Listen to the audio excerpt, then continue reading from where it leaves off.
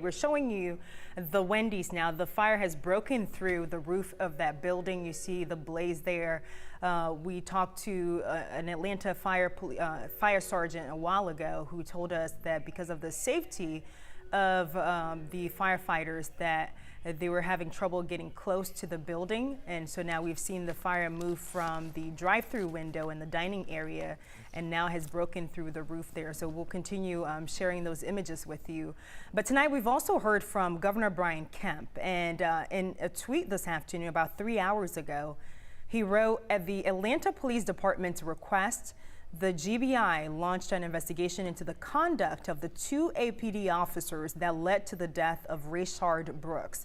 I am confident GBI Director Vic Reynolds and his team will follow the facts to ensure justice is served. And then he continued in another tweet saying, as always, we stand ready to provide resources and support to protect Georgians who are peacefully protesting. And for several hours this afternoon, these protests were very peaceful, Jeff.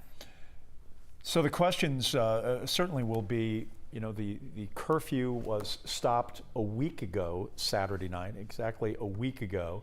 There will be questions about that, if there is an added concern about that, if there will be more protests in the days ahead. And certainly the law enforcement tact, a state of emergency had been declared by Governor Kemp, and it too had been terminated where, Faith, they began with a couple of hundred of Georgia National Guardsmen, and it escalated to 1,500 by the time we had gotten to the middle of the week following the destruction.